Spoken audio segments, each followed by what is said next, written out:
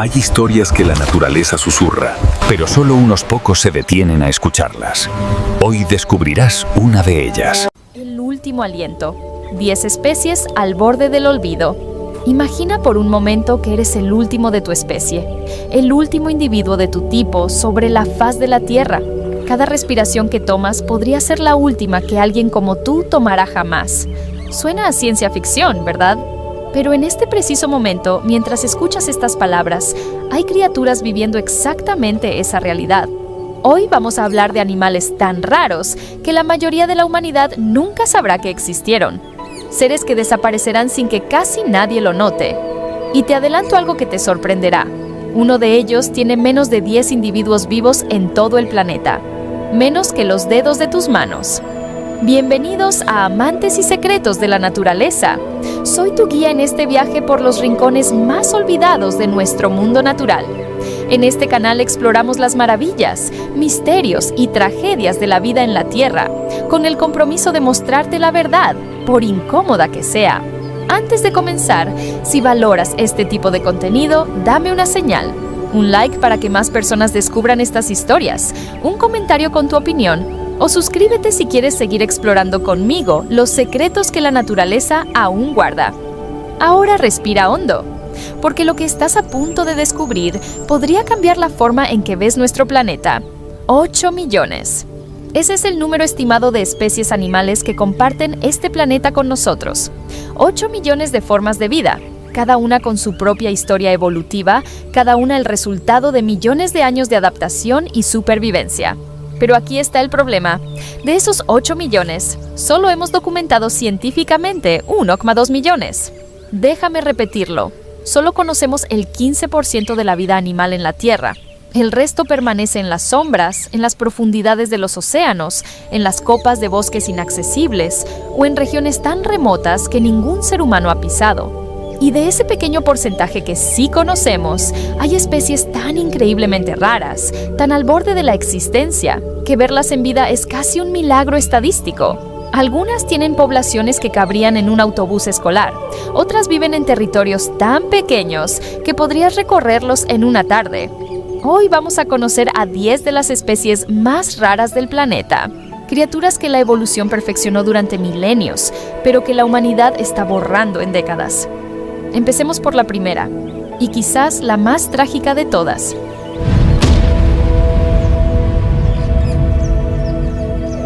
Especie 1. La vaquita, el fantasma del Golfo. Su nombre significa pequeña vaca en español, pero no te dejes engañar por la ternura de su nombre. La vaquita marina es un fantasma viviente, un suspiro en el tiempo que está a punto de extinguirse. La vaquita es una especie de marsopa, un cetáceo pequeño, primo de las ballenas y delfines, que habita exclusivamente en un lugar del mundo, la región más septentrional del Golfo de California, en las costas de Baja California, México. Y cuando digo exclusivamente, lo digo en serio. No existe en ningún otro lugar del planeta, ni en acuarios, ni en otros mares, ni en cautiverio exitoso, solo allí. En esas aguas poco profundas, turbias y cálidas, con una longitud máxima de apenas 150 centímetros, más o menos lo que mide un niño de 10 años, la vaquita ostenta el título del cetáceo más pequeño del mundo. Su rango de distribución es también el más reducido de cualquier mamífero marino, aproximadamente 4.000 kilómetros cuadrados.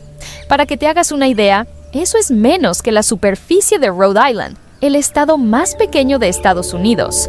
Pero aquí viene lo más inquietante. La vaquita fue descubierta científicamente hace apenas 67 años. En 1958, un cráneo apareció en una playa. Los científicos lo estudiaron y se dieron cuenta de que pertenecía a una especie completamente desconocida, pero no tenían ni idea de cómo lucía el animal vivo. Era como encontrar el fósil de un unicornio sin saber que los unicornios existían. No fue hasta 1985, hace menos de 40 años, que los biólogos marinos pudieron observar vaquitas vivas por primera vez. Lo que vieron los dejó sin aliento. Una criatura hermosa y tímida de cuerpo gris plateado con vientre blanco, una aleta dorsal alta y curva, y lo más distintivo, unos parches negros alrededor de los ojos y la boca que le dan una expresión casi melancólica. como si supiera su destino. Las vaquitas son animales esquivos, solitarios. Se les ve nadando solas o en parejas, aunque ocasionalmente se han registrado grupos de hasta 10 individuos. Se alimentan de peces pequeños, crustáceos y calamares que capturan en el fondo marino. Más allá de eso, sabemos muy poco. Su vida es un misterio. Sus rituales de apareamiento, su longevidad exacta, sus rutas migratorias, todo permanece envuelto en sombras. Porque para cuando la ciencia volteó a mirarlas, ya era demasiado tarde. En 1997, los científicos estimaron que quedaban unas 600 vaquitas en el Golfo de California. No era una cifra alarmante, pero tampoco tranquilizadora. Se lanzaron las primeras alarmas. Se hicieron llamados a la acción. 10 años después, en 2007, el número había caído a 150 individuos. En 2018, solo quedaban 19. Y hoy, en 2025, los expertos estiman que probablemente sobreviven menos de 10 vaquitas en todo el mundo. Piénsalo. Menos que los dedos de tus manos, menos que los miembros de tu familia. Una especie entera reducida a un puñado de sobrevivientes nadando en un mar cada vez más hostil. ¿Qué fue lo que pasó? 2 factores principales están matando a la vaquita, y ambos tienen que ver con nosotros. Primero, la contaminación. Las vaquitas viven cerca de la costa, en aguas someras donde desembocan ríos y donde la actividad humana es intensa. Pesticidas agrícolas, desechos industriales, plásticos, todo termina en su hogar. Pero esto, aunque dañino, no es lo que las está aniquilando. Lo que realmente está acabando con ellas son las redes de pesca. En esas mismas aguas donde nada la vaquita, los pescadores locales buscan otra criatura, la totoaba, un pez grande cuya vejiga natatoria se vende en el mercado negro asiático por miles de dólares el kilo. Se le llama la cocaína del mar. Y para pescarla usan redes de enmalle, enormes cortinas de nylon invisible que quedan suspendidas en el agua. Se enreda. Y como es un mamífero que necesita subir a la superficie para respirar, la red la mantiene bajo el agua. La vaquita, nadando en busca de alimento, no ve la red. En cuestión de minutos, se ahoga. Esto se llama captura incidental, un eufemismo burocrático para describir una muerte lenta, innecesaria y evitable. Hoy en día, la pesca con redes está oficialmente prohibida dentro del rango de la vaquita. Hay patrullas navales, programas de compensación para pescadores, esfuerzos internacionales de conservación respaldados por organizaciones como el World Wildlife Fund y la Comisión Ballenera Internacional. Pero las realidades socioeconómicas de la región son complejas. Hay familias que han vivido de la pesca durante generaciones. Hay pobreza, falta de alternativas económicas y un mercado negro poderoso que sigue operando en las sombras. Y en medio de todo esto, las vaquitas siguen muriendo. Se intentó capturar algunos individuos para criarlos en cautiverio. Fracasó. Una vaquita murió de estrés durante el proceso. El proyecto se canceló. No hay plan B. La vaquita podría desaparecer en cuestión de años, tal vez meses, y cuando lo haga, el mundo apenas lo notará. No habrá titulares masivos, no habrá duelo colectivo, solo un pequeño artículo científico en alguna revista especializada anunciando que la especie se declaró oficialmente extinta.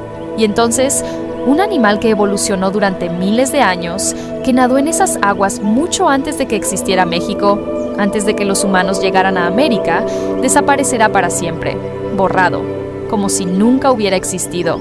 Pero aquí estamos tú y yo, ahora mismo, conscientes de su existencia, conscientes de su agonía. Y eso, aunque doloroso, significa algo. Porque recordar es el primer paso para no repetir. La vaquita es solo la primera de estas 10 especies.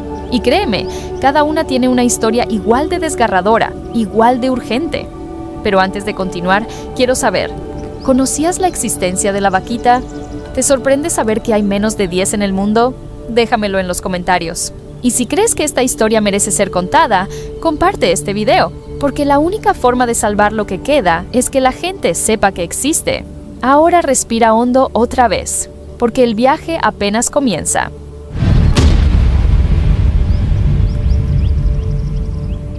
Imagina que toda tu especie, cada individuo de tu tipo que existe en el planeta entero, pudiera caber en un salón de clases, todos juntos, sin que sobre ni una silla. Suena imposible, ¿verdad? Pero en este momento, mientras escuchas estas palabras, hay criaturas viviendo exactamente esa realidad. Seres que cantan al amanecer en las copas de los árboles, que forman familias, que sienten, que aman y que están a un huracán de distancia de desaparecer para siempre. El sudeste asiático es uno de los lugares más biodiversos del planeta. Sus selvas tropicales, húmedas y antiguas han sido el hogar de criaturas extraordinarias durante millones de años.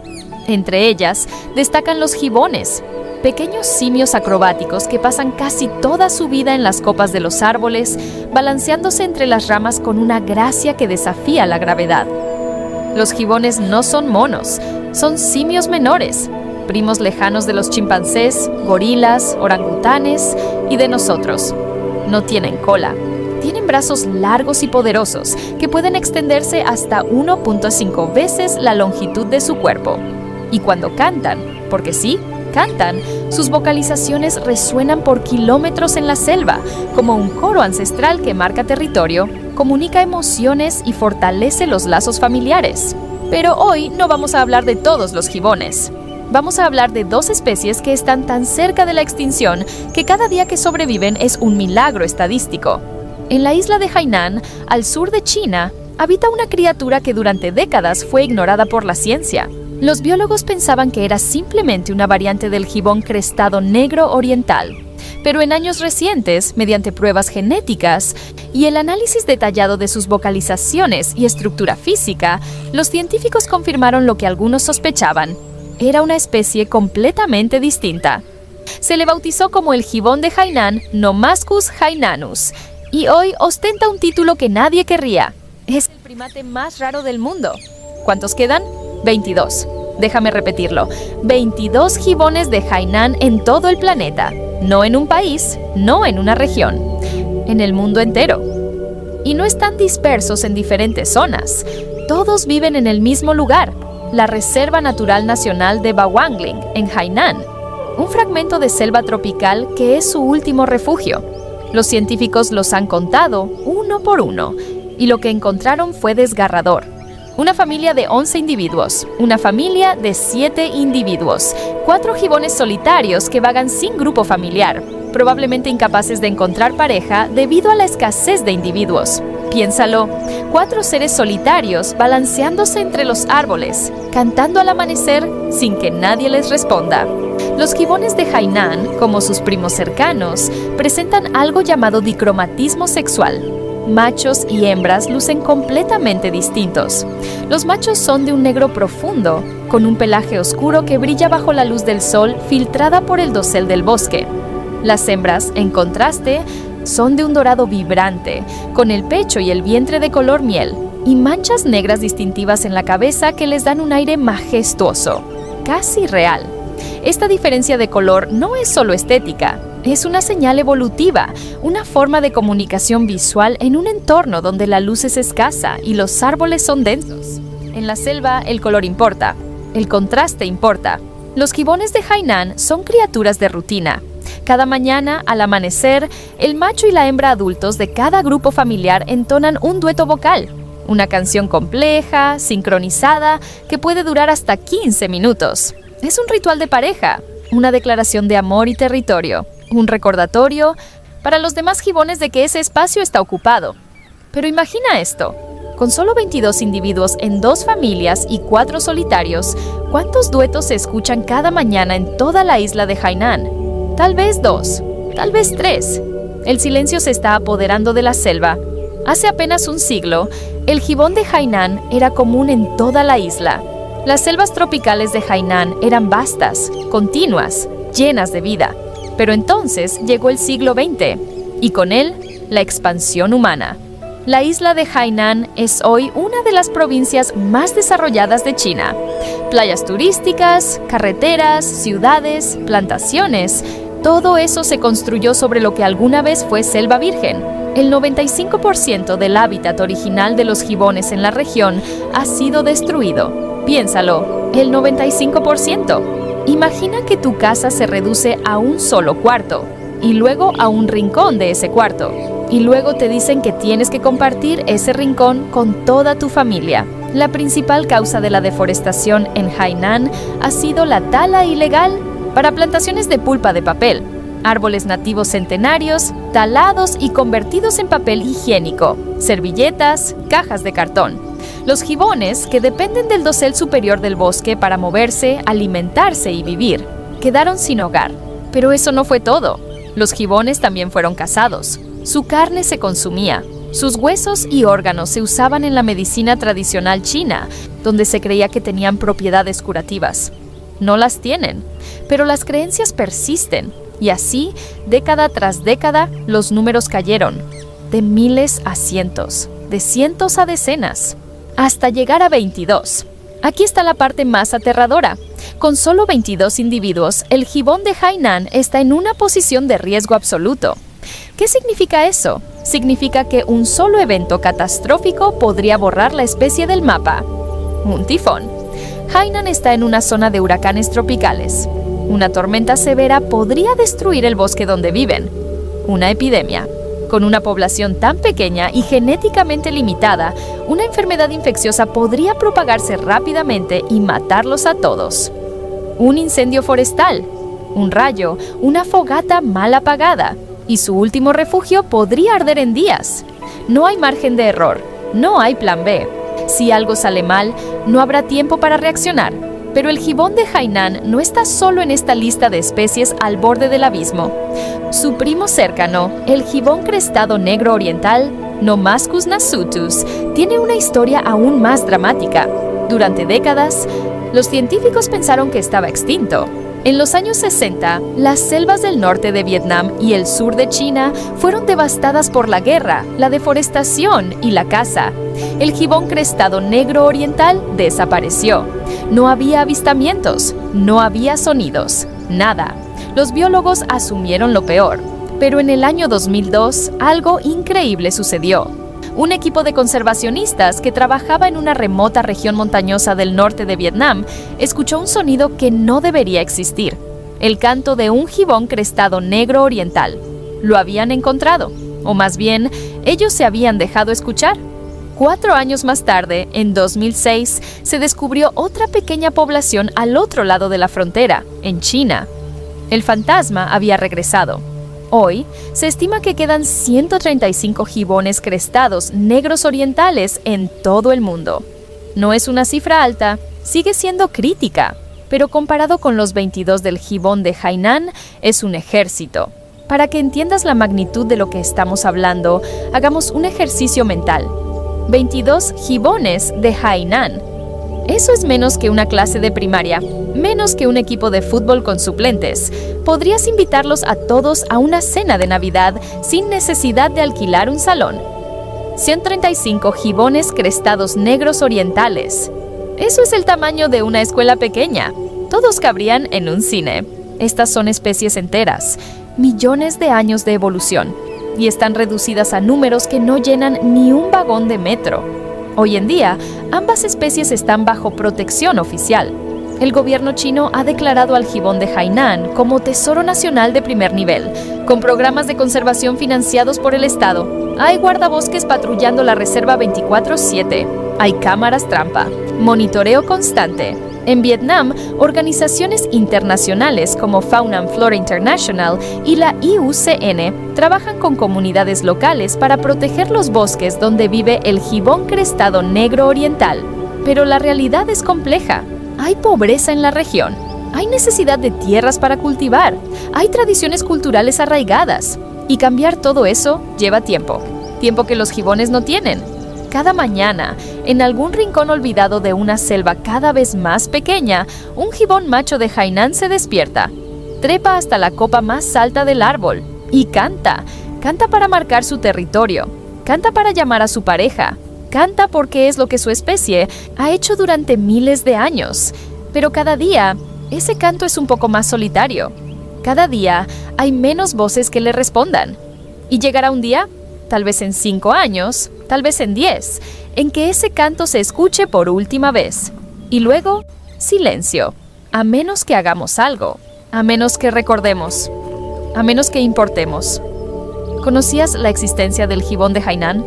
¿Sabías que hay un primate con solo 22 individuos en el mundo? Déjamelo en los comentarios. Comparte este video, porque la única forma de salvar lo que queda es que la gente sepa que existe. Y si quieres seguir explorando estas historias, si quieres ser parte de quienes no olvidan, suscríbete.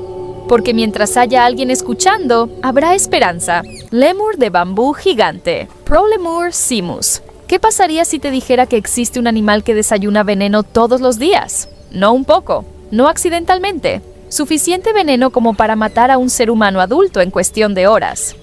Y no solo sobrevive, prospera con ello. Lo necesita. Lo busca activamente cada mañana entre las sombras de un bosque que está desapareciendo. Hoy vamos a hablar de una criatura que desafía las leyes de la biología, que come lo que no debería poder comer y que vive en uno de los lugares más extraordinarios del planeta, una isla donde el 85% de la vida no existe en ningún otro rincón de la Tierra. Pero aquí está lo inquietante. Quedan tan pocos que si desaparecen, nos llevaremos a la tumba un secreto biológico que la ciencia todavía no ha logrado descifrar. Bienvenidos a Amantes y Secretos de la Naturaleza. Prepárate, porque lo que estás a punto de descubrir te hará cuestionar todo lo que creías saber sobre la supervivencia. Si valoras estas historias, dame una señal, un like para que más personas conozcan esta maravilla en peligro, un comentario con tu teoría sobre cómo sobreviven, o suscríbete si quieres seguir explorando los misterios más extraños de la naturaleza. Ahora respira hondo, porque vamos a viajar a una isla perdida en el tiempo. Frente a la costa oriental de África, separada del continente por 400 kilómetros de océano Índico, se encuentra Madagascar, la cuarta isla más grande del mundo y, sin duda, uno de los laboratorios evolutivos más fascinantes del planeta. Hace aproximadamente 88 millones de años, Madagascar se separó del supercontinente de Gondwana. Desde entonces ha estado flotando en aislamiento, permitiendo que la vida en su interior evolucionara de forma completamente independiente del resto del mundo. El resultado es asombroso. El 85% de las especies que habitan Madagascar no se encuentran en ningún otro lugar de la Tierra, ni en África, ni en Asia, ni en América, solo allí. Es como si Madagascar fuera un planeta dentro de nuestro planeta. Y entre todas las criaturas extraordinarias que la isla alberga, hay un grupo que destaca por encima de todos: los lémures. Los lémures no son monos, tampoco son simios. Son primates prosimios, una rama evolutiva más antigua que los monos y mucho más antigua que nosotros. Su nombre proviene del latín lemures, que significa fantasmas o espíritus de la noche, debido a sus grandes ojos brillantes y sus movimientos silenciosos entre los árboles.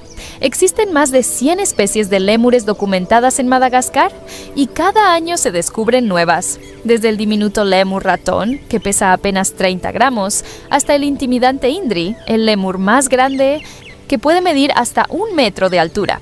Pero hoy no vamos a hablar de los más grandes ni de los más pequeños. Vamos a hablar de uno que tiene un superpoder biológico que la ciencia aún no logra explicar.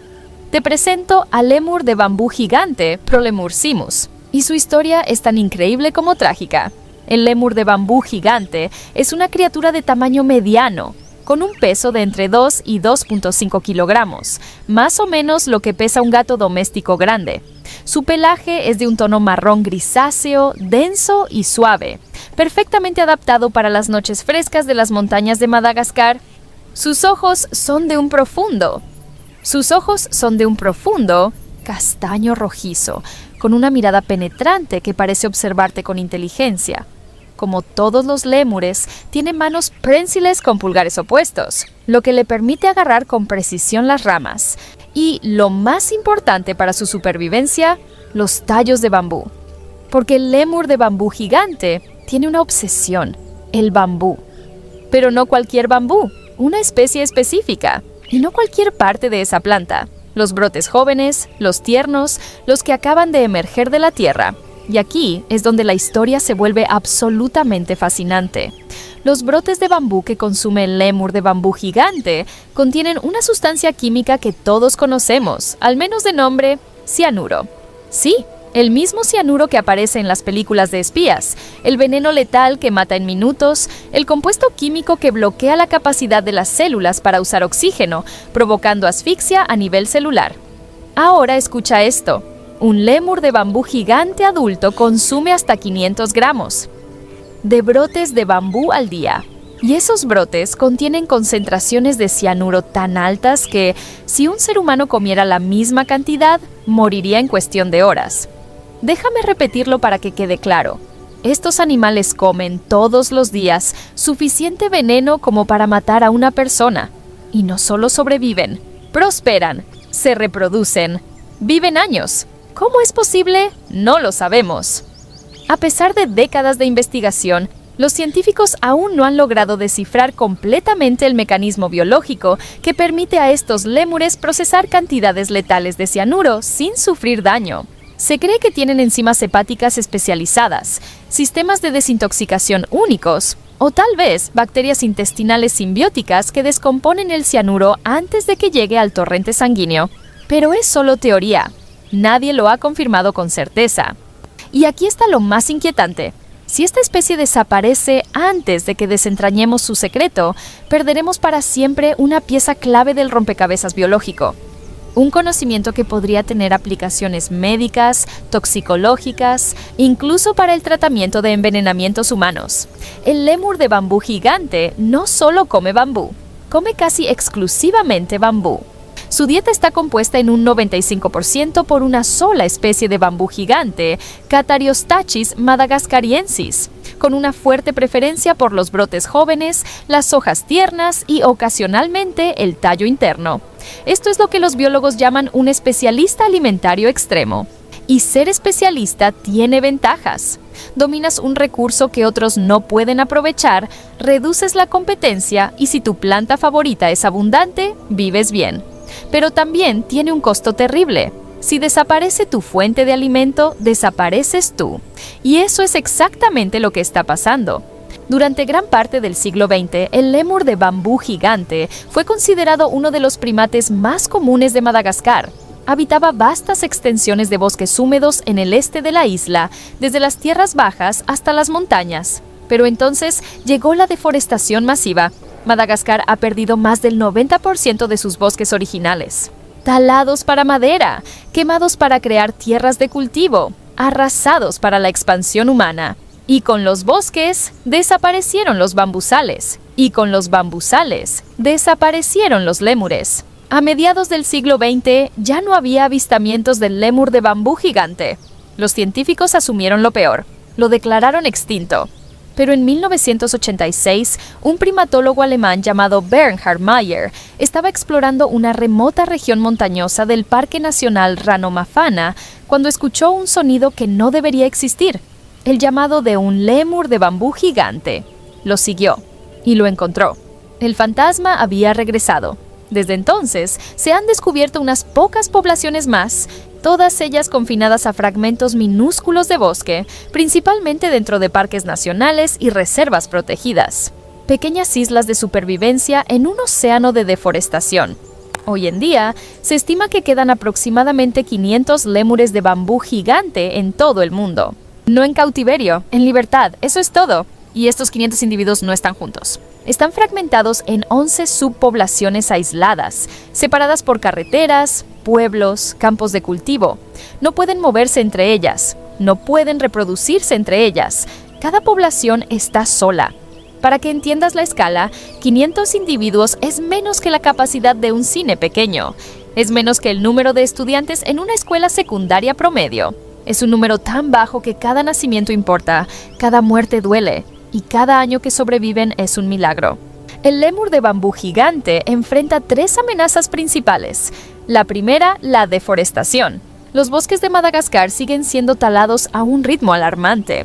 Cada año, miles de hectáreas desaparecen, reemplazadas por campos de arroz, plantaciones de vainilla o quemadas para carbón vegetal. Y con ellos, desaparecen los bambusales. La segunda, la agricultura. Las comunidades locales necesitan tierras para cultivar. Madagascar es uno de los países más pobres del mundo. La gente necesita comer, y cuando la elección es entre conservar un bosque o alimentar a tu familia, la decisión es obvia. No hay villanos aquí, solo necesidad. Tercera, la caza. Aunque es ilegal, la caza de lémures todavía ocurre en algunas regiones. Se les caza por su carne, considerada un manjar en ciertas áreas, o para proteger los cultivos, ya que ocasionalmente los lémures se aventuran en campos de bambú cultivado. El lémur de bambú gigante está clasificado como en peligro crítico por la IUCN, la máxima categoría de amenaza antes de en extinto en estado silvestre. Organizaciones como el Lemur Conservation Network, el Duke Lemur Center y la Durrell Wildlife Conservation Trust están trabajando arduamente para salvarlos. Hay programas de reforestación, patrullas anticaza, esfuerzos de educación comunitaria. Incluso se están plantando bambusales en corredores biológicos para conectar las poblaciones aisladas. Pero el tiempo se agota, y con él, el secreto biológico más fascinante de Madagascar. Cada mañana, en algún rincón olvidado de un bosque húmedo de Madagascar, un lémur de bambú gigante se despierta, trepa por un tallo de bambú, arranca un brote tierno y lo devora. Con cada mordida ingiere suficiente veneno como para matar a cualquier otro ser vivo de su tamaño, pero no muere, porque la evolución le dio un regalo que aún no comprendemos.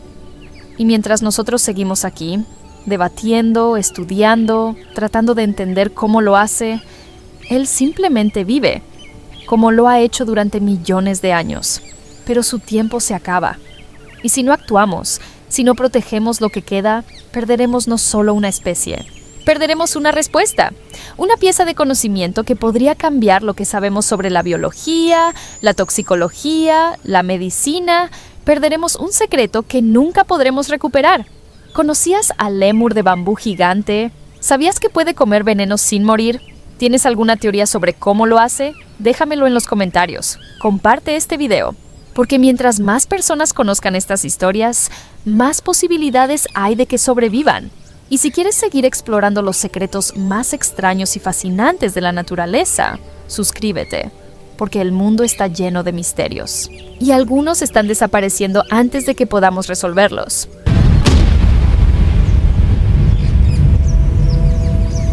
Porrón de Madagascar, el pato que volvió de entre los muertos. Imagina un lago perdido en las montañas de Madagascar. Silencio, niebla, y entonces, un chapuzón. Un ave emerge del agua, un pato que, durante 15 años, el mundo entero creyó extinto. Hoy te contaré la historia del porrón de Madagascar, el ave acuática más rara del planeta. Una especie que desapareció, que fue redescubierta, que fue salvada y que, aún hoy, sigue luchando por sobrevivir. Esta no es solo la historia de un pato, es la historia de lo que perdemos cuando no miramos y de lo que aún podemos salvar si actuamos a tiempo. Madagascar es uno de los lugares más extraordinarios de la Tierra. Separada del continente africano hace más de 165 millones de años, esta isla gigante se convirtió en un laboratorio natural de la evolución. Aquí, el 90% de las especies no existen en ningún otro lugar del mundo, pero esa singularidad también es su mayor vulnerabilidad. Desde que los humanos llegaron a Madagascar hace unos 2000 años, la isla ha perdido más del 90% de sus bosques originales. Especies enteras han desaparecido sin que llegáramos a conocerlas, y entre ellas, casi se fue para siempre, el porrón de Madagascar.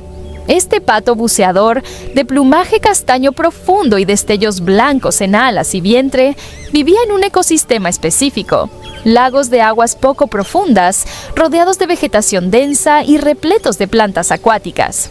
Su hogar principal era la cuenca del lago Alaotra, en el noreste de la isla, el lago más grande de Madagascar. Pero ese paraíso estaba a punto de romperse. A principios de los años 50, Madagascar cambió. La presión demográfica creció. Se necesitaba alimento, y el lago Alaotra, con sus aguas tranquilas y fértiles, fue transformado en una vasta extensión de plantaciones de arroz. Los humedales desaparecieron, la vegetación fue arrancada, y luego vino el golpe final. Se introdujeron especies invasoras de peces. Estos peces no solo competían por el alimento, se alimentaban de las crías del porrón, atacaban a los polluelos, y en algunos casos, incluso devoraban a las aves adultas. La especie no tuvo oportunidad. Para 1960, el porrón de Madagascar había desaparecido del lago a la otra. Nadie volvió a verlo. Los científicos lo dieron por extinto. Los libros lo registraron como una pérdida más en el trágico catálogo de especies borradas por el ser humano. Pero la naturaleza, a veces, guarda secretos. 991, lago a la otra. Un observador de aves local reportó algo imposible. Un macho solitario de porrón de Madagascar. Después de 30 años sin avistamientos, fue capturado, cuidado con esmero en los jardines botánicos de Anananaro. Los biólogos soñaban con encontrarle una pareja, con iniciar un programa de cría, pero un año después, murió. Y con él pareció morir la última esperanza. Se lanzaron expediciones, campañas científicas, rastreos exhaustivos por toda la isla, pero ninguna tuvo éxito. El porrón de Madagascar volvió a desvanecerse como un espectro. Hasta que, en noviembre de 2006, ocurrió lo impensable. Un equipo de investigadores, explorando un lago de cráter volcánico en lo alto de una montaña remota, encontró algo extraordinario. Una pequeña población de porrones, 25 individuos, vivos, resistiendo. Habían sobrevivido allí arriba, lejos de los humanos, en condiciones extremas. El lago era profundo y frío, nada parecido al hábitat ideal para la especie. No había suficiente vegetación.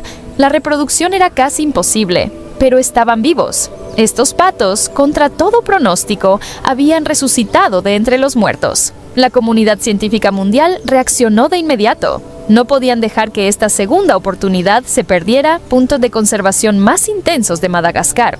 Los biólogos recolectaron nidadas de huevos del lago de cráter y los llevaron a instalaciones especializadas. Allí, con cuidado milimétrico, criaron a los polluelos en cautiverio, estudiaron su comportamiento, optimizaron su dieta y poco a poco, la población creció. Para 2017 había 90 porrones de Madagascar bajo cuidado humano. Un logro monumental, pero la meta no era mantenerlos en jaulas, era devolverlos a la naturaleza. El equipo identificó un nuevo hogar, el lago Sofía, un cuerpo de agua con las condiciones adecuadas, vegetación densa y, o más importante, sin peces invasores. Pero antes de liberar a las aves, había que preparar a las personas. Los conservacionistas trabajaron durante meses con las comunidades locales alrededor del lago Sofía. Les hablaron del porrón, de su rareza, de su valor, de cómo este pequeño pato era un símbolo de la riqueza natural de Madagascar. Y algo increíble sucedió. Las comunidades respondieron. Juntos mejoraron el hábitat, restauraron zonas de vegetación, acordaron proteger el lago. Y en 2018 llegó el gran momento. 21 porrones de Madagascar fueron liberados en el lago Sofía. Para darles una ventaja extra, los científicos instalaron jaulas flotantes adaptadas de aviarios de salmón escocés. Estas estructuras permitían a los patos acceder a comida y refugio si lo necesitaban, mientras se adaptaban a su nueva vida salvaje. Al año siguiente, en 2019, se contaron 12 patitos, crías nacidas en libertad. La especie estaba reproduciéndose de nuevo en la naturaleza. Fue un momento de celebración, de lágrimas, de esperanza. Pero la historia no termina ahí. Hoy, menos de 10 porrones resisten en el lago Sofía. La mayoría han desaparecido. No sabemos con certeza qué pasó. Posibles depredadores, enfermedades, cambios en el ecosistema. La reintroducción no funcionó como se esperaba. Otra pequeña población, de alrededor de 50 individuos, vive en Banaba, un sitio controlado, y 94 aves permanecen en instalaciones de cría. En total, se estima que existen menos de 150 porrones de Madagascar en todo el mundo. Es una de las aves más raras del planeta, más escasa que el cóndor de California, más vulnerable que muchas especies que aparecen en los titulares, y sin embargo, sigue aquí. Alguien podría preguntar, ¿por qué tanto esfuerzo por un pato? ¿Por qué invertir recursos, tiempo, dinero en salvar a 150 aves perdidas en una isla remota? La respuesta es simple. Porque el porrón de Madagascar no es solo un pato. Es un símbolo de lo que hemos roto y de lo que aún podemos reparar. Es la prueba de que la extinción no siempre es el final, de que con voluntad, ciencia y colaboración podemos traer especies de vuelta del borde del abismo. Pero también es una advertencia. porque salvar una especie es 1000 veces más difícil, más caro y más incierto que protegerla desde el principio. Hoy, el porrón de Madagascar sigue vivo, frágil, resistente, luchando. Y mientras haya un solo pato buceando en las aguas de Madagascar, todavía hay esperanza. 150 porrones, una especie, un planeta. ¿Qué haremos con esta segunda oportunidad?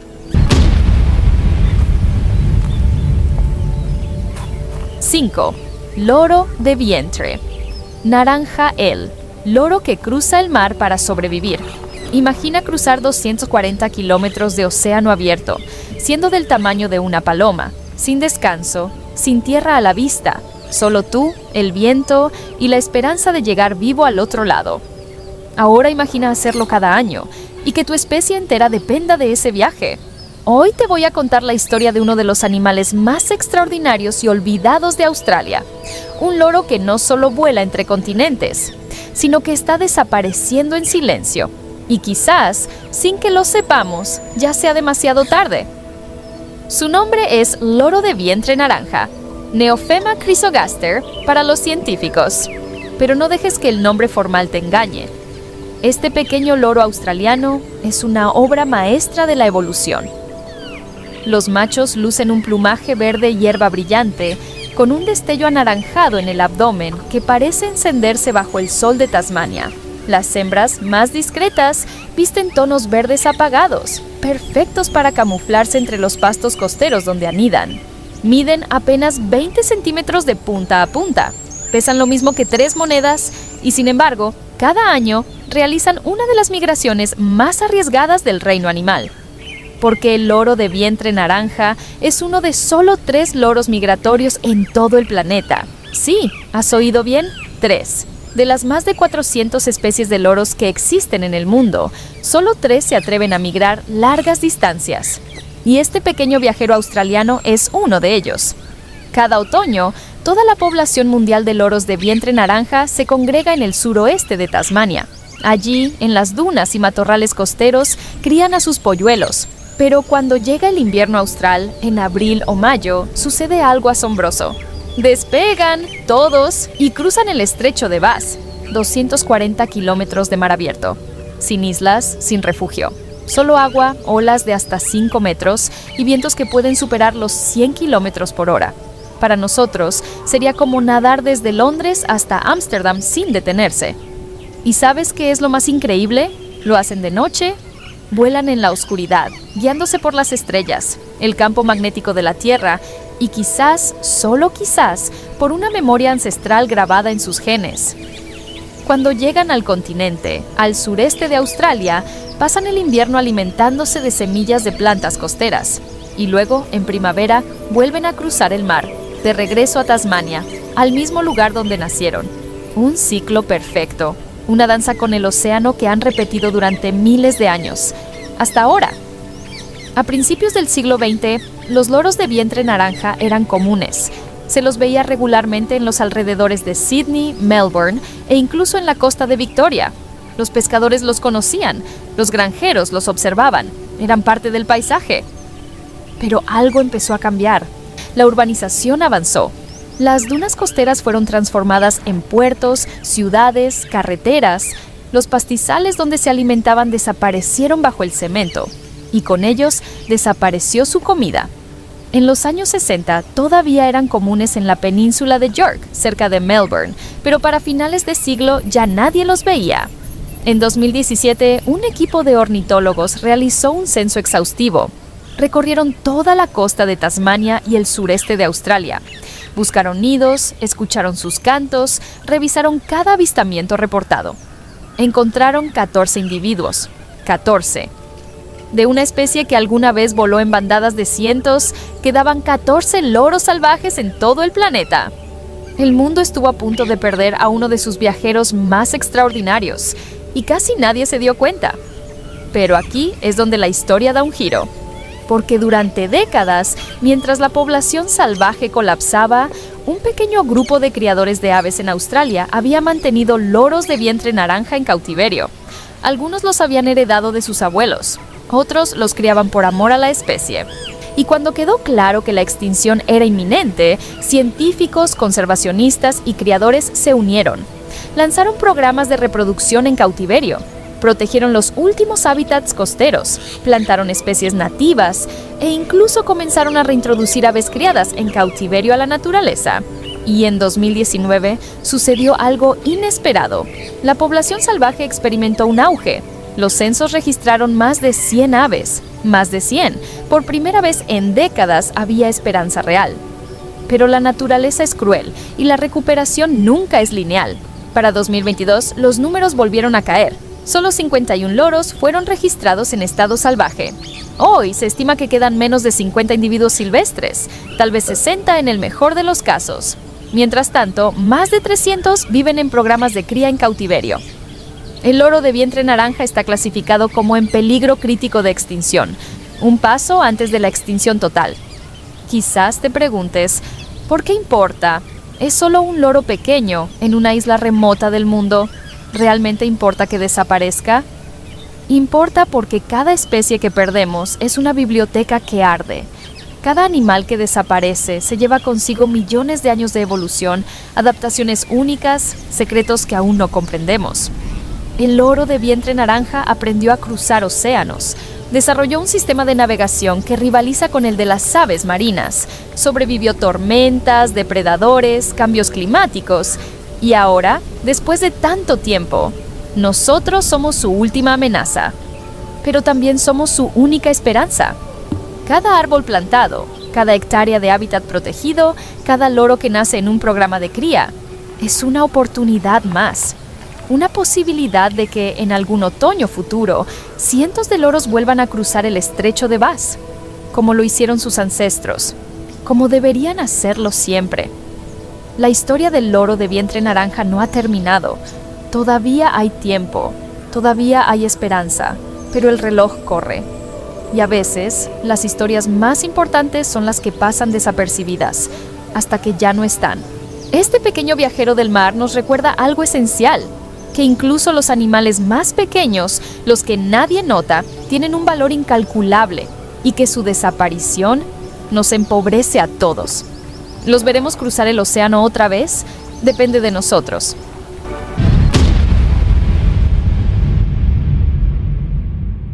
Mariposa azul de palos verdes. La mariposa que murió por un campo de béisbol. Imagina esto. Una ciudad decide construir un campo de béisbol. Suena inofensivo, ¿verdad? Pero ese único acto borró del mapa a toda una especie. Hoy vamos a hablar de una mariposa tan rara que la mayoría de la gente jamás supo que existió. Una criatura de alas azul plateado que solo vivía en un lugar del mundo, hasta que dejó de hacerlo. Pero esta historia no termina ahí, porque lo que pasó después cambió para siempre la forma en que Estados Unidos protege a sus especies en peligro. Bienvenidos a la historia de la mariposa azul de palos verdes. En el suroeste del condado de Los Ángeles, justo al borde de una de las metrópolis más grandes de América del Norte, existe una franja de tierra que parece sacada de otro tiempo. Se llama la Península de Palos Verdes. Mientras millones de personas circulan por autopistas de 12 carriles y rascacielos de cristal dominan el horizonte angelino, esta península conserva acantilados salvajes, colinas onduladas y un aire salado que aún huele a mar abierto. Pero no te dejes engañar por la postal. Gran parte de este lugar ya ha sido devorado por el desarrollo urbano. Casas con techos de terracota, campos de golf perfectamente recortados, centros comerciales con estacionamientos interminables. Y sin embargo, aquí, entre el asfalto y el olvido, vivía una de las mariposas más raras del planeta. Su nombre, la mariposa azul de palos verdes, Glaucopsiche legdamus palosverdesensis. Fue descrita por primera vez en 1977 por el entomólogo Rudy Mattoni, quien quedó fascinado por su belleza singular. Esta mariposa es pequeña, con una envergadura de apenas 3 centímetros. Cabe en la palma de tu mano, pero lo que le falta en tamaño lo compensa en esplendor visual. Si volteas sus alas, verás un patrón plateado delicado, salpicado de manchas oscuras rodeadas por anillos blancos, como pequeños ojos que te observan. Pero si logras ver a un macho en pleno vuelo, con las alas abiertas bajo el sol de California, Entonces entenderás por qué esta mariposa es especial, porque el macho brilla con un azul plateado iridiscente, casi eléctrico, bordeado por un marco negro que lo hace parecer una joya viviente. Las hembras, en cambio, son más discretas, tonos marrones apagados, diseñadas para pasar desapercibidas mientras depositan sus huevos. Y aquí viene el problema. Esta mariposa solo existía en un lugar del mundo, un único sitio en toda la península, y su supervivencia dependía completamente de una planta que nadie valoraba, una mala hierba local llamada Astragalus trichopodus var, Lonchus. Sin esa planta no había larvas. Sin larvas no había mariposas. Era una relación de dependencia absoluta, frágil, vulnerable, casi poética.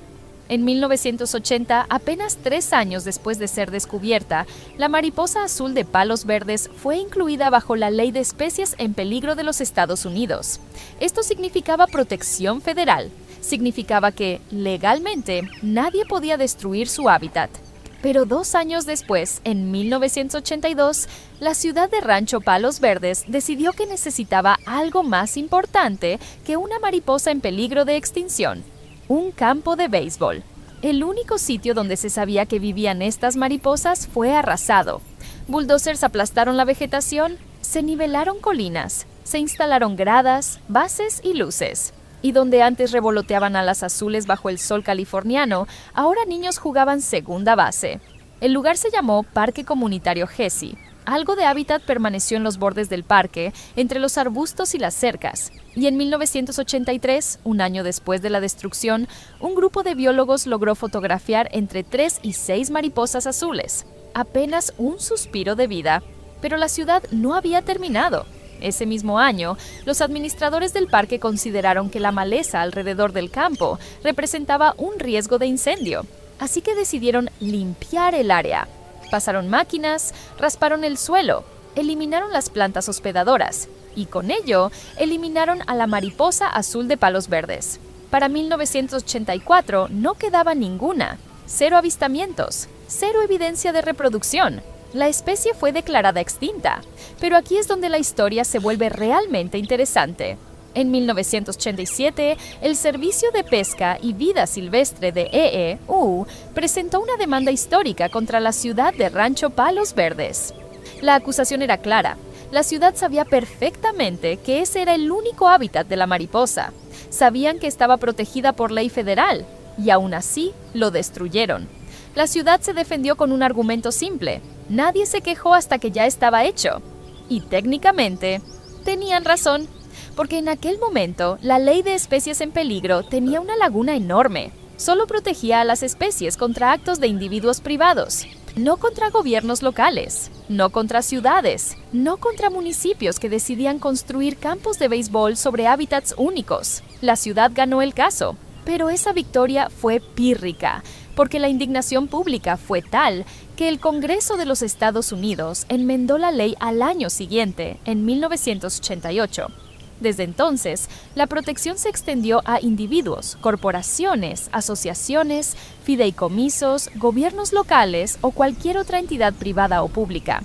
La mariposa azul de palos verdes había muerto, pero su muerte cambió la ley para siempre. Y entonces, cuando todo parecía perdido, ocurrió algo inesperado. En 1994, 10 años después de la extinción, un grupo de biólogos exploraba el Defense Fuel Support Point en San Pedro, una instalación militar al norte de la península. Y allí, revoloteando entre los arbustos, las encontraron: mariposas azules de palos verdes, vivas.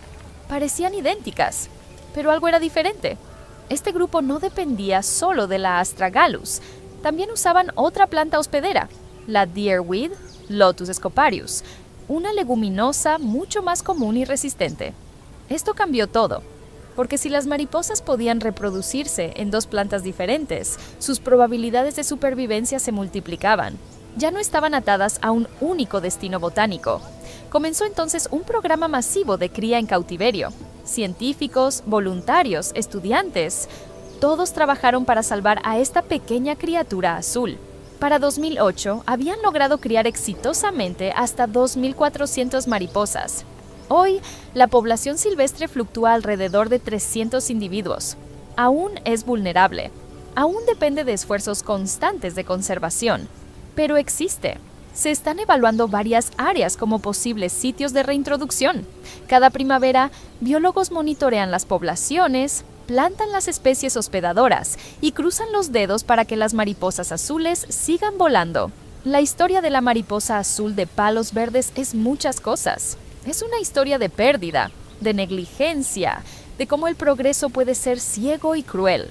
Pero también es una historia de resiliencia, de segunda oportunidades, de científicos que se negaron a aceptar el fin. Y sobre todo, es un recordatorio de algo esencial. A veces, lo más raro del mundo cabe en la palma de tu mano. Una mariposa de 3 centímetros, con alas de azul eléctrico, casi desapareció porque alguien decidió que un campo de béisbol era más importante. Pero hoy, contra todo pronóstico, sigue aquí, volando en los bordes de una de las ciudades más grandes del mundo. Invisible para la mayoría, pero viva. Y eso es un Mirotterdam.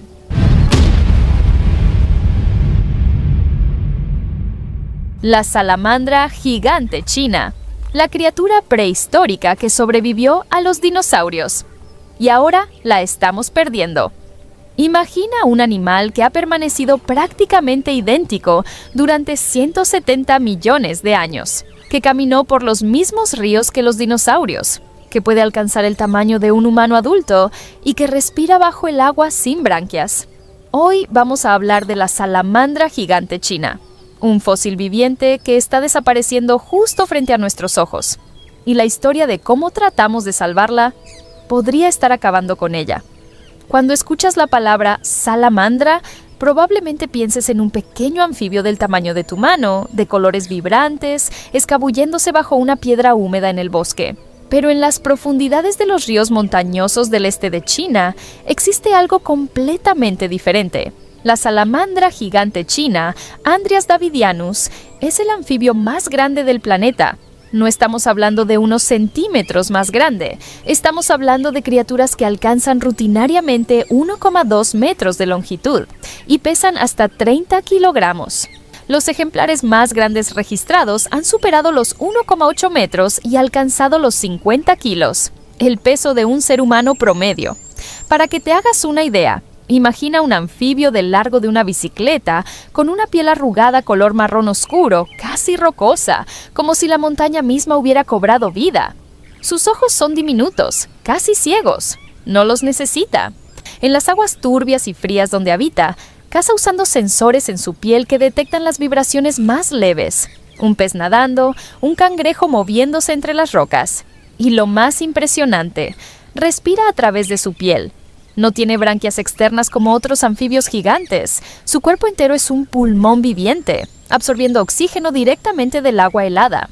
Según investigadores de la Sociedad Zoológica de Londres y estudios paleontológicos publicados en revistas como Nature, estas salamandras son auténticos fósiles vivientes. Aparecieron en el registro fósil hace más de 170 millones de años, durante el Jurásico Medio, cuando los dinosaurios aún dominaban la Tierra. Mientras el mundo cambiaba a su alrededor, continentes se separaban, océanos se formaban, especies enteras desaparecían, ellas permanecieron, sin evolucionar demasiado, sin adaptarse drásticamente, simplemente sobreviviendo.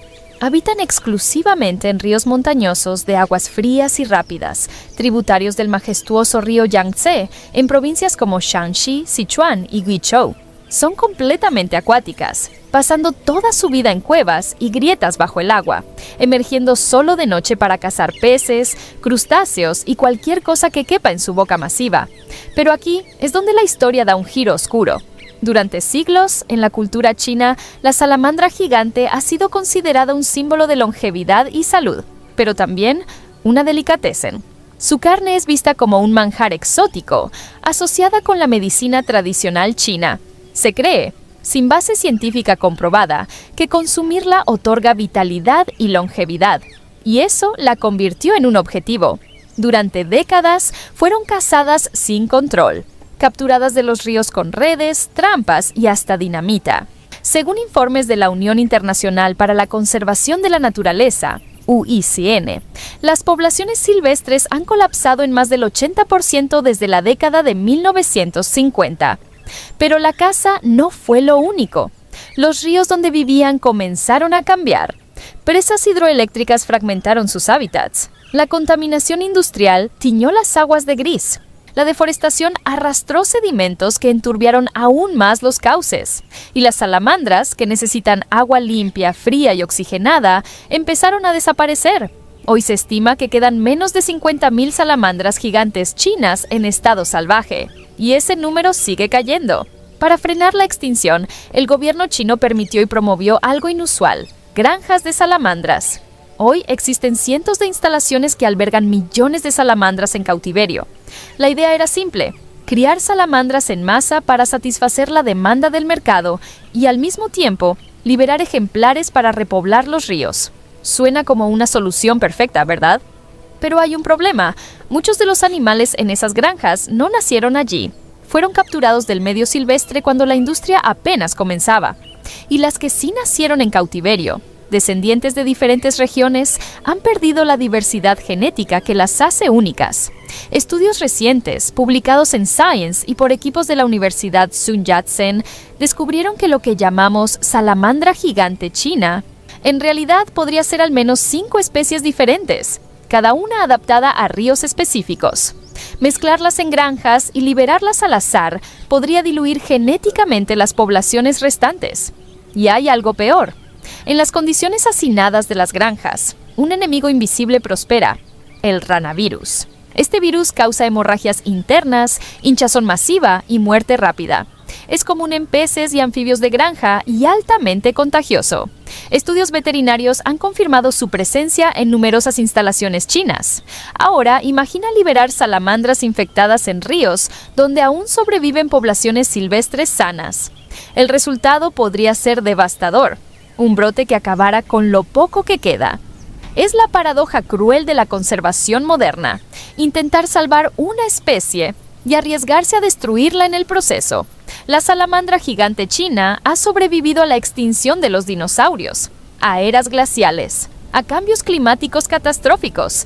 Ha sido testigo silencioso de 170 millones de años de historia de la Tierra, pero nunca antes se había enfrentado a algo como nosotros. Hoy, mientras tú escuchas esto, en algún río remoto de las montañas chinas, una salamandra gigante se arrastra por el fondo rocoso.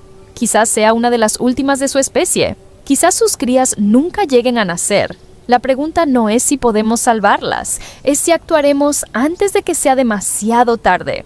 Porque cuando un fósil viviente desaparece, no perdemos solo un animal. Perdemos un pedazo vivo de historia, un testigo irreemplazable de la vida en la Tierra. Y eso no tiene vuelta atrás.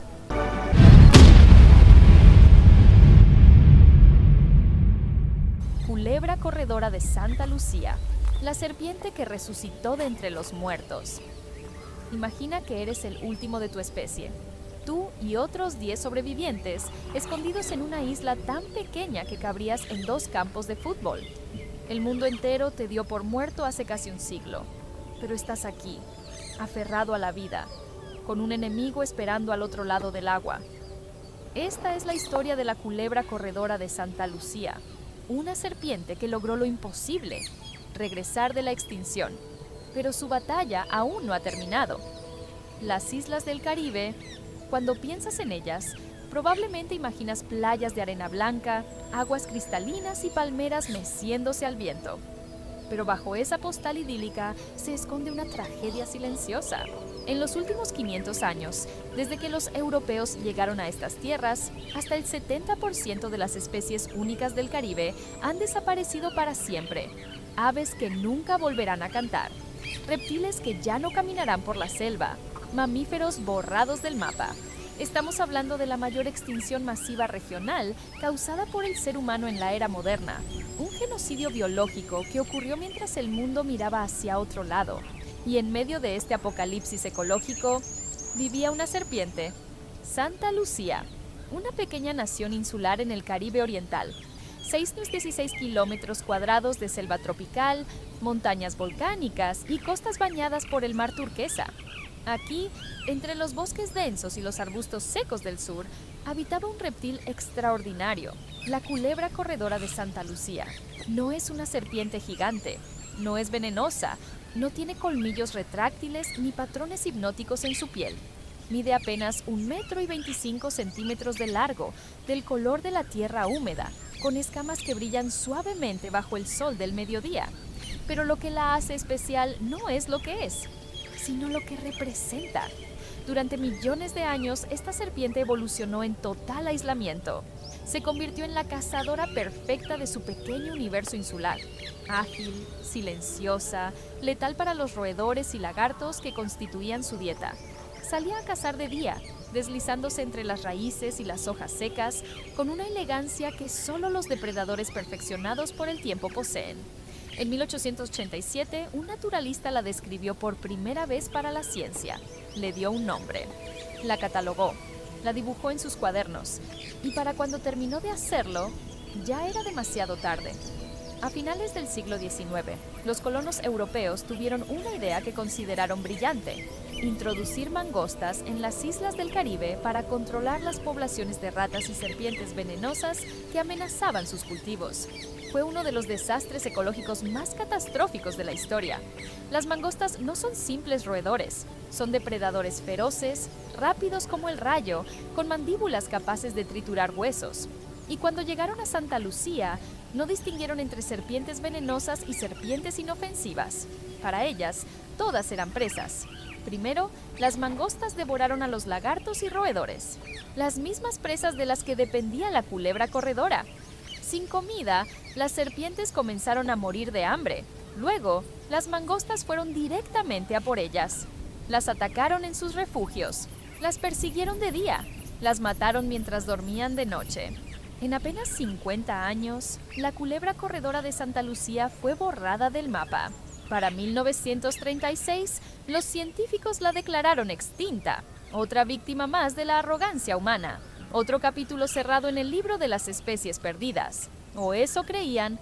Frente a la costa sur de Santa Lucía, apenas visible desde la playa, hay una isla diminuta, María Major, 10 hectáreas. Eso es todo, más pequeña que 12 manzanas de una ciudad. Un lugar tan insignificante que la mayoría de los mapas ni siquiera lo nombran.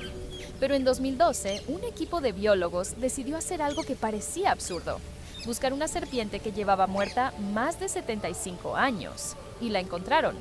11 serpientes, 11 sobrevivientes, escondidas entre las rocas y la vegetación seca de esa isla olvidada. Imagina la escena: científicos arrodillados en la tierra, conteniendo la respiración, sosteniendo en sus manos una criatura que el mundo entero había dado por perdida. Un fantasma hecho carne. ¿Cómo sobrevivieron? Por puro azar.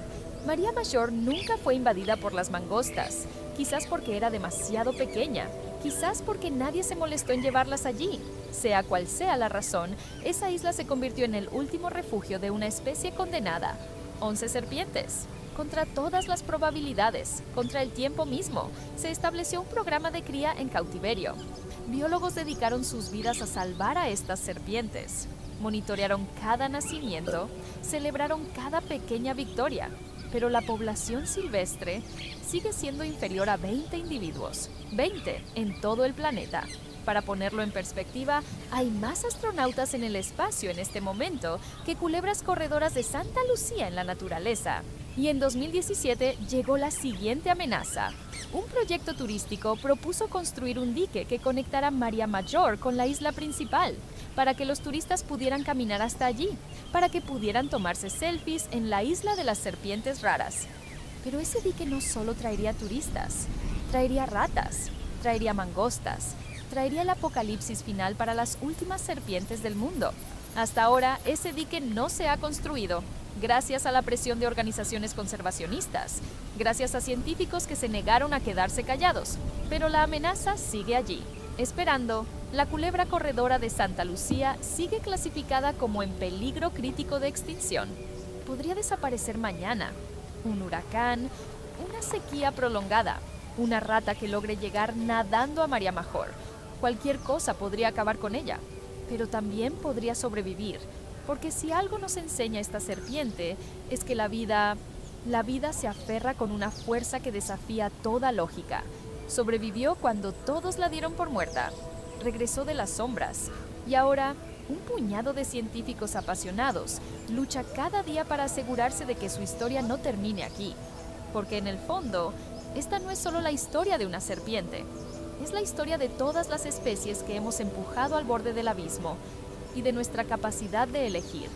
¿Las dejamos caer o las sostenemos con ambas manos? La culebra corredora de Santa Lucía aún respira, y mientras lo haga, todavía hay esperanza.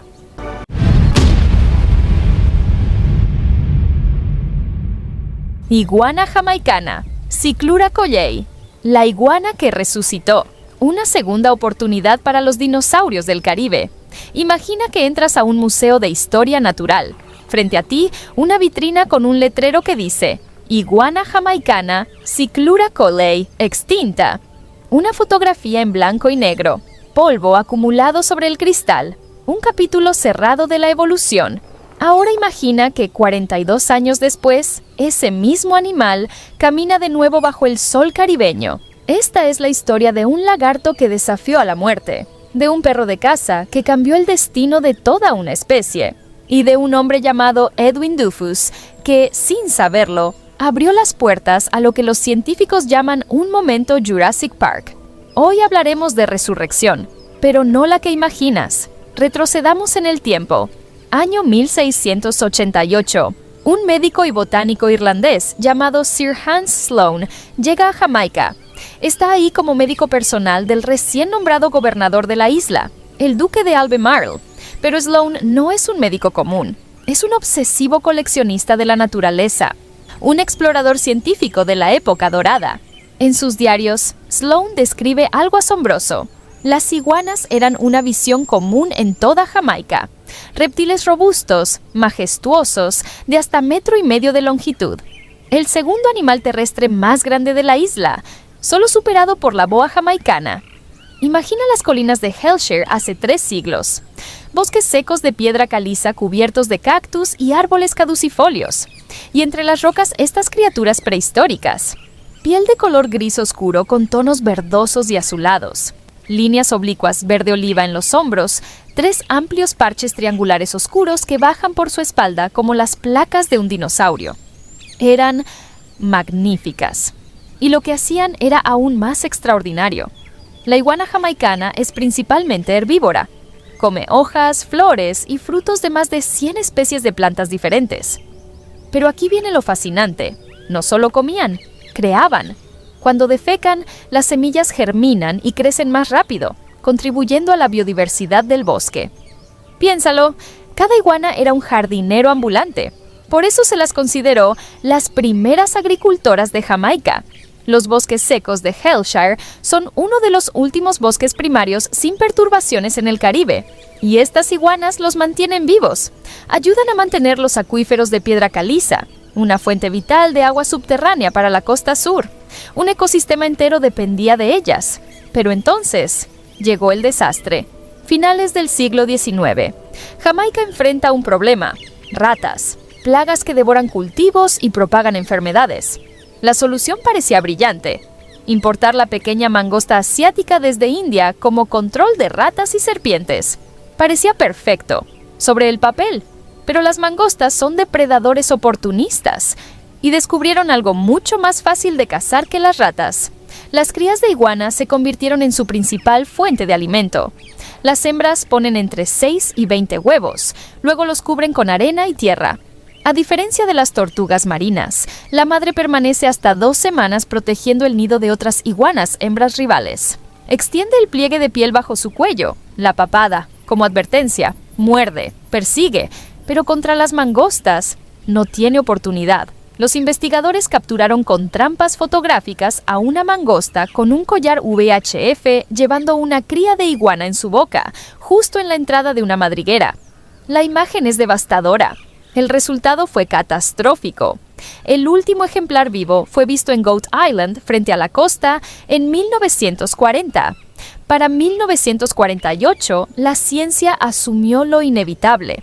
La iguana jamaicana se había extinguido. Vitrinas en museos, esqueletos, fotografías amarillentas, eso es todo lo que quedaba. O eso creíamos. Agosto de 1990, colinas de Hellshire al suroeste de Kingston. Un cazador de cerdos llamado Edwin Dufus caminaba por el bosque con su perro.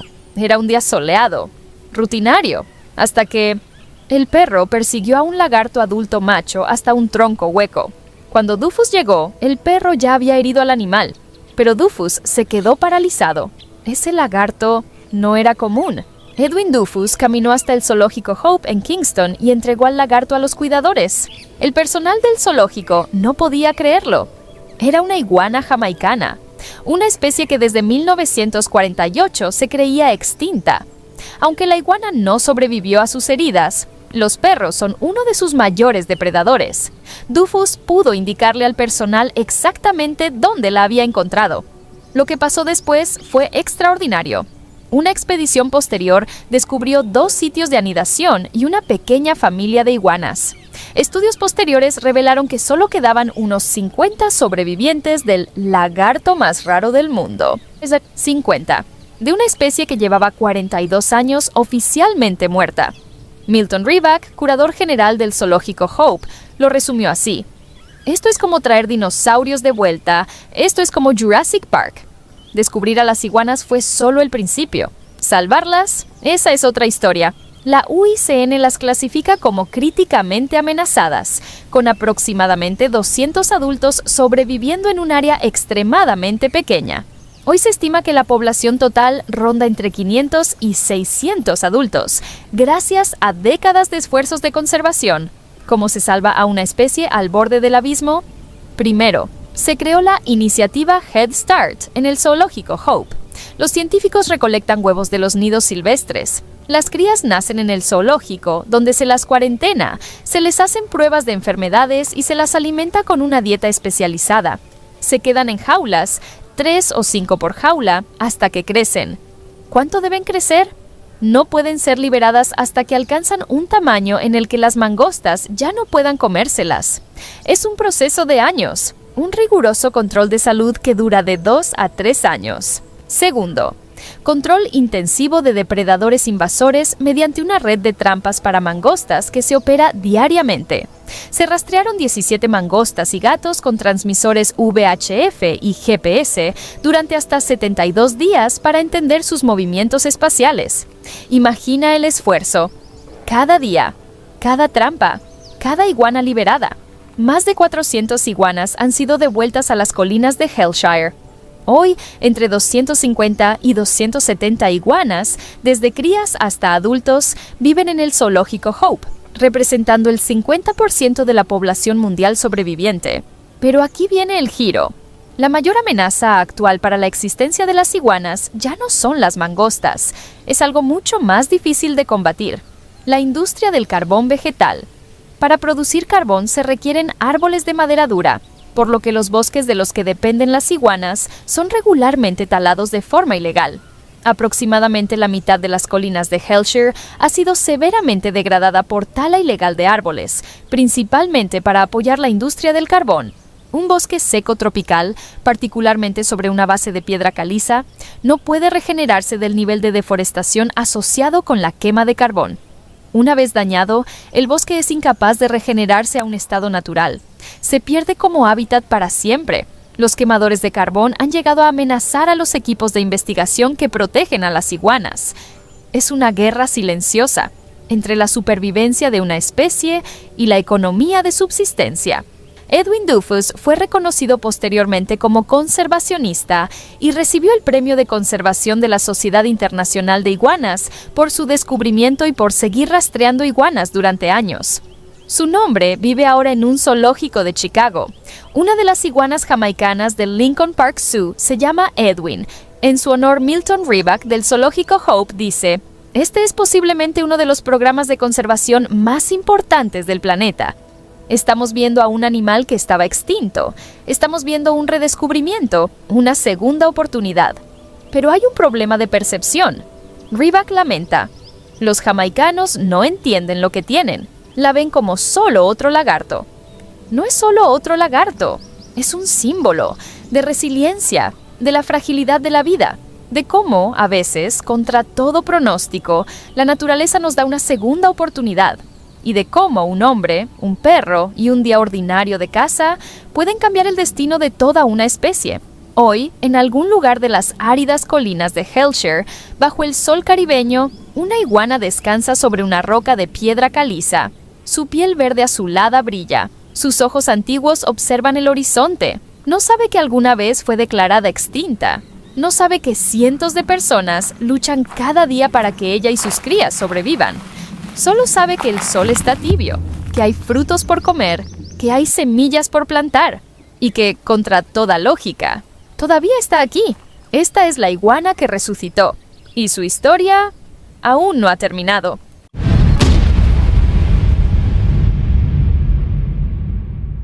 ¿Ves que vive en el infierno? Imagina un lugar tan extremo que su nombre es literalmente el agujero del diablo. Ahora imagina que en ese lugar, en las profundidades de una caverna perdida en el desierto más árido de Estados Unidos, sobrevive el animal vertebrado con el hábitat más pequeño del planeta Tierra. Un pez. Un pez que no debería existir, un pez que fue llevado al borde de la extinción por una pegatina en un coche. Hoy te voy a contar la historia más increíble de supervivencia, codicia y esperanza que jamás hayas escuchado. Una historia donde un tribunal decidió el destino de toda una especie, donde agricultores y científicos se enfrentaron en una batalla legal que llegó hasta la Corte Suprema. Y todo por un pez azul eléctrico, que cabe en la palma de tu mano. Bienvenidos a Devil's Hole. Devil's Hole no es un lago, no es un río, ni siquiera es realmente una cueva accesible. Es una grieta en la tierra, una ventana abierta hacia un sistema subterráneo de agua que nadie sabe hasta dónde llega. Los buzos han descendido más de 130 metros sin encontrar el fondo. Algunos nunca regresaron. Este lugar se encuentra en el Valle de Amargosa, Nevada, en pleno desierto de Mojave. Un paisaje desolado, donde las temperaturas pueden superar los 50 degrees en verano y apenas cae lluvia. Pero dentro de esa grieta, el agua brota desde las profundidades de la Tierra a una temperatura constante de 33 grados centígrados, todo el año, todos los días, desde hace miles de años. Es como si la Tierra tuviera fiebre, y este fuera su termómetro. La superficie de Devil's Hole mide apenas 22 metros de largo por 3,5 de ancho. Para que te hagas una idea, es más pequeño que una cancha de tenis. Y sin embargo, dentro de ese minúsculo espacio acuático, existe una especie que no se encuentra en ningún otro lugar del universo. En 1930, el ictiólogo Joseph Wales descendió por primera vez a Devil's Hole y se quedó paralizado. Bajo el agua, nadando en la penumbra azulada, vio algo imposible: peces. Peces en medio del desierto, en una caverna aislada, sin conexión visible con ningún otro cuerpo de agua. Y no eran peces comunes. Los machos brillaban con un azul eléctrico intenso, como pequeños relámpagos bajo el agua. Las hembras y juveniles lucían tonos dorados y amarillentos. Pero lo más extraño de todo es que les faltaban las aletas pélvicas, esas aletas inferiores que casi todos los peces tienen para mantener el equilibrio. Este pez había evolucionado en completo aislamiento durante más de 10.000 años, posiblemente desde el final de la última edad de hielo, cuando el desierto de Nevada aún estaba cubierto por un sistema de lagos interconectados. Con el tiempo, esos lagos se secaron y solo quedó Devil's Hole. El pez quedó atrapado en su propio paraíso infernal. Se le llamó Cyprinodon diabolis, el pez cachorrito de Devil's Hole. Y según los científicos de National Geographic y el Servicio de Pesca y Vida Silvestre de EEUU, es oficialmente el vertebrado con el rango de hábitat más pequeño del mundo. Estos peces solo pueden sobrevivir en los primeros 24 metros de profundidad, donde hay suficiente luz para que crezcan algas. Más abajo, la oscuridad es total. Arriba, no hay nada más que desierto y muerte. Su mundo entero cabe en una piscina olímpica. Se alimentan de lo poco que encuentran: algas, caracoles diminutos, escarabajos que caen al agua, crustáceos microscópicos. No son cazadores, son supervivientes. Y durante décadas parecía que lo estaban logrando. Pero en los años 1960 y 1970, algo cambió. Los agricultores de la región comenzaron a extraer agua subterránea para riego a gran escala, miles de litros cada día. Y lentamente como si alguien estuviera drenando una bañera, el nivel de Devil's Hole comenzó a descender. Puede parecer poco importante, solo unos centímetros, pero para el pez cachorrito fue una sentencia de muerte. Dentro de la caverna hay una repisa de roca sumergida, de apenas 1 metro cuadrado, llamada Spawning Shelf, la plataforma de reproducción. Es el único lugar donde las algas crecen lo suficiente, el único lugar donde los peces pueden alimentarse, el único lugar donde pueden poner sus huevos. Y estaba desapareciendo bajo sus aletas. A medida que el agua bajaba, esa repisa quedaba más y más expuesta al aire. Los peces no tenían dónde reproducirse, no tenían qué comer. La población comenzó a caer en picada, de más de 500 individuos a menos de 200. Luego a 100 se olvidaron. Entonces comenzó la batalla. Los científicos, liderados por biólogos de la Universidad de Nevada y del Servicio de Pesca, exigieron que se detuviera la extracción de agua. Los agricultores respondieron con furia. Para ellos, ese pez no era más que un estorbo, un capricho de la naturaleza que no debía interponerse en su sustento. Las calles de la región se llenaron de pegatinas en los coches. Kill the fish, mata al pez. Save the fish, salva al pez. Familias se dividieron, vecinos dejaron de hablarse, y el caso llegó hasta la Corte Suprema de los Estados Unidos. En 1976, en el caso histórico Kappa Earth Wild United States, el tribunal falló a favor del pez. Determinó que Devil's Hole y su ecosistema único debían ser protegidos como monumento nacional y que el agua subterránea no podía ser extraída si ponía en peligro la supervivencia de la especie. Fue una victoria histórica para la conservación. Pero el pez ya estaba al borde del abismo. Desde la década de 1970, científicos del Servicio de Pesca y Vida Silvestre de EEU han contado la población de Cyprinodon diabolis 2 veces al año, buceando en Devil's Hole con linternas y cámaras sumergibles. Nunca, en toda la historia registrada, la población ha superado los 550 individuos. En abril de 2013, el conteo arrojó el número más aterrador jamás visto: 35 peces. 35 en todo el planeta. La especie estaba a un desastre natural de la extinción total. Un terremoto, una sequía extrema, un turista descuidado arrojando algo al agua. Desesperados, los científicos intentaron establecer poblaciones de refugio en acuarios especiales y réplicas artificiales de Devil's Hole. Fracasaron una y otra vez. Los peces morían, no se reproducían. Algo en ese lugar, algo que aún no comprendemos del todo, es insustituible. Pero la naturaleza es terca. En septiembre de 2022, el conteo más reciente reveló 263 peces cachorrito. No es una victoria, aún están en peligro crítico, pero es una esperanza. Hoy, Devil's Hole sigue siendo uno de los lugares más vigilados del planeta. Cámaras de vigilancia, vallas de seguridad, científicos que dedican su vida entera a proteger un pez que la mayoría de la gente nunca verá. ¿Por qué? Porque Cyprinodon diabolis no es solo un pez. Es un símbolo viviente de que la vida encuentra formas de persistir en los lugares más imposibles, de que una especie puede sobrevivir contra todo pronóstico, de que a veces, solo a veces, los humanos elegimos proteger algo más grande que nosotros mismos. Es un recordatorio de que en este planeta, cada forma de vida tiene su lugar, y que ese lugar, por pequeño que sea, merece ser defendido. Así que la próxima vez que pienses que tus problemas son insuperables, recuerda al pez que vive en el agujero del diablo, porque si él puede sobrevivir, tal vez todos podamos. Si esta historia te atrapó, déjame un like y cuéntame en los comentarios. ¿Conocías este pez? ¿Crees que vale la pena salvar especies al borde de la extinción? Suscríbete y activa la campanita porque cada semana te traigo historias reales que parecen imposibles. Gracias por estar aquí. Nos vemos en el próximo documental. Si disfrutas de la naturaleza tanto como nosotros, suscríbete, dale a like y acompáñanos en cada nueva aventura.